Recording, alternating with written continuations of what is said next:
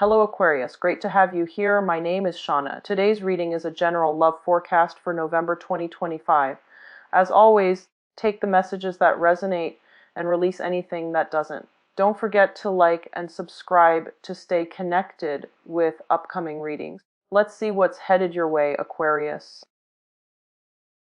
And it's really interesting because today is also the full moon in Aquarius, and it's actually happening right now in Central Time in the US. So I'm in the southern part of the United States right now, and as I'm recording this, it's really, really stormy and raining outside.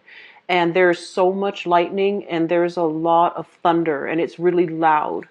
And I want to bring up this concept here. Your ruling planet, the planet of Uranus, it's in retrograde right now. It went into. So if we think about our ruler is the person or the entity or the energy or the embodiment of the energy that helps us to move things forward, to help us induce change in our lives and to bring opportunities for change, opportunities for excitement. When the planet goes into retrograde, it lays very, very dormant. So then you have to be your own catalyst of change. And I feel like that's what's happening right now.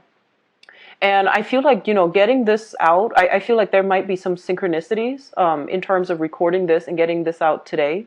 But I do feel that some of you, hopefully this might be helpful if you're watching this early. Some of you need to really make a move here when it comes to getting yourself out of stagnant situations. For some of you, it is a major relationship that is really holding you back and that is really dampening your potential. You have the potential for greatness. You have the potential to be in a position where you help humanity as a whole. And so your energy needs to be scattered and it needs to be, kind of like brought into the public. It needs to make a lot of connections with many, many organizations, with many, many social circles, with many, many people. And unfortunately, as a humanitarian sign, it's very difficult for it to be contained within just one person, like a relationship partner. It doesn't mean that it can't work, but if you're finding a relationship partner that is not in alignment with your own life path, it's going to be very challenging for you to work within that confines of that relationship. So I do feel for some of you, there is a relationship that is really holding you back, where you and the other person, for whatever reason, there's a lot of opposition. I feel like creative differences. I feel communication barriers. And I do feel communication breakdowns as well with you and a significant love relationship partner. And so this might have already happened for some of you, and then others of you are experiencing this right now. And then for others as well, you're navigating and managing the disparate energy really well. So things don't escalate and things don't, blow out of proportion or get out of control within that relationship sector. But I still feel that a lot of you are longing for more. And yes, you might be with a really good person. But is that, and so we're really forced to think about, how can we be the catalyst of change in our own lives? What areas of our lives are stagnant and what can we do to fix it? To either leave it behind, to get out of it, or to fix it so that it can be the way that we want. And I do feel for many of you, this is a relationship sector. This is also playing out in your work and your career. And I feel like you have been dealing with a lot of frustration when it comes to work and career. Where's my work headed? Where's my career headed? Feeling a little bit stuck and, being bound to something because of financial security, but not feeling as if that is everything that you're meant to do. Wanting more out of your professional life, wanting more out of career development, wanting to branch out, wanting to take opportunities, possibly even branching off into self-employment where you don't have to work under the mandates of other people, where you can have total control over the work that you're doing and you're accumulating, building wealth for yourself. And so if those ideas are kind of floating around out there in your head, or, these are ideas that you always revert back to and you always have always kept on the back burner, it's really important to revisit these ideas and to really find a way to make them happen for you. Okay? And so I do sense for, I would say like half of you guys, especially if you're born out a lot of things in your life, you've already sorted out, where you need to be, what you need to do. and you're waiting on decisions from other sources, other people. And once those decisions come through, you're going to bust yourself out of this place where you feel a little bit stagnant and a little bit stuck, and you're going to move on to this next elevation. And I feel like it's the next step into more independence, into more fun, more excitement, and less stagnation.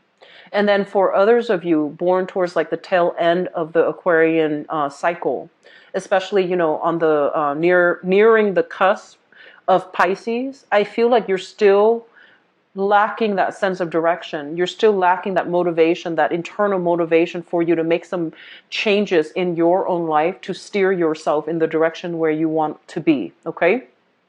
And so moving forward with this reading, the first thing that I do feel here is I want you to really think about, you know, the family unit. This is your mother and your father. Okay, and for some of you, you might have like a non-traditional home where there are blended families, but I do want you to think about the authority figure in your life when you were grown up. I feel like there was a lot of, it's like there was a very strict person, and I'm feeling a very masculine quality. It could be a father, it could be whoever that raised you, or it could be, you know, a mother figure that has to take on the role of the father too. So I feel like there was an authority figure. This was the person that you fear because they forced you to work within a very definite confines. They forced you to do things a specific way. And a lot of you might have rebelled against that, right? Because no one likes to be told what to do. And especially for you guys, you're so fiercely independent that you guard your independence. You see that as a major threat to your whole being. So when somebody places in restrictions upon you, you do take that very, very personally. And just out of spite, you might rebel. And I feel like that's what happened. And so if you have had very, very tenuous relationship with parents, I feel that in your, you know, early stages of development, in your 20s and 30s, you rebelled and you tried to do things a little bit differently. But as you get a little bit older and as you go through, you know, your Saturn transit, if you're past the 31-year-old time frame, you're going to look back and you're just going to be like, wow, that, you know, mom or dad was right. Whatever they told me to do, there was a reason for it. They weren't being spiteful. They weren't being mean. They weren't being controlling. They wanted to protect me. They wanted to teach me a lot about discipline, a lot about structure, a lot about, you know, actions and consequences. If we disrupt a specific structure, we're going to pay dearly with, you know, dire consequences. And so I feel like you have come into the realization that these rules, these regulations are put there for a reason. It allows society to function. It allows things to work in a very predetermined, in a very predictable manner. It allows things to flow smoothly without, you know, a lot of without a lot of conflict and without a lot of friction. So I feel like you are coming into the point where you are appreciating these confines and these restrictions.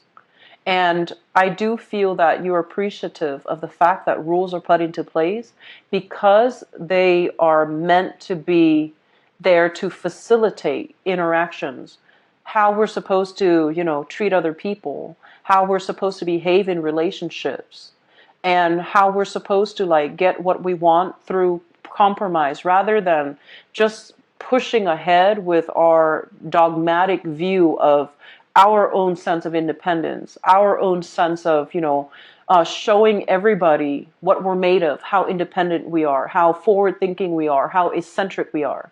So bringing back to, you know, the idea here of this thunderstorm that I'm experiencing, it is frustrating being an Aquarius and having to be under the mandates of other people or work within an existing institution or existing rules, because it can really slow down your energy. It forces you to slow down, right? You can't do everything that you want.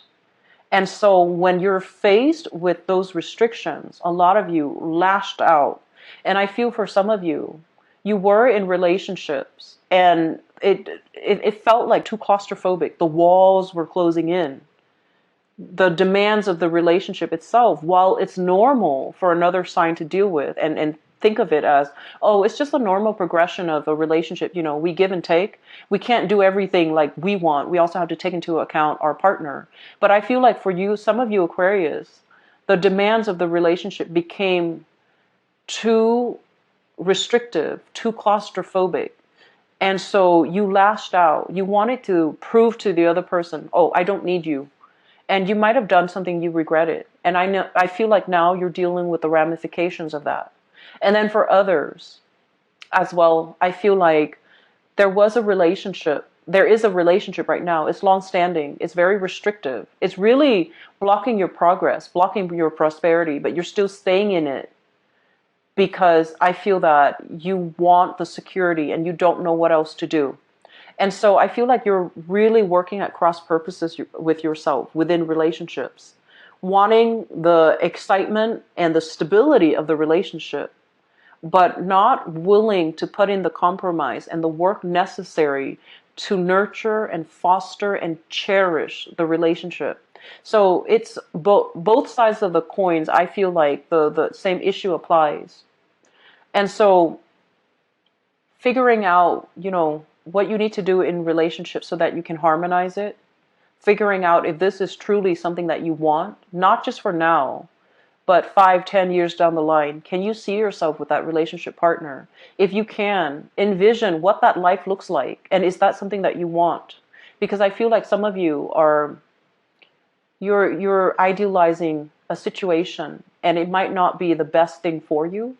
It could be good for now, but further into the future, is it the best possible outcome that you can envision yourself in terms of relationship? It's probably not. So really think about that and be honest with yourself. There's a difference between liking somebody, caring about somebody, and really loving somebody.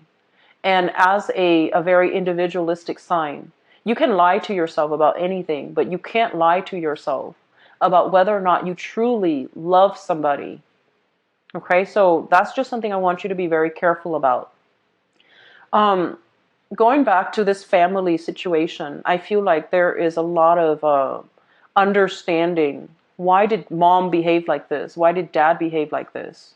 Why did my old boss behave this way? I feel like you are coming into, very, very strong snippets of wisdom and insights into somebody's psyche, somebody that you did not get along with. You did not agree why they behaved the way they did.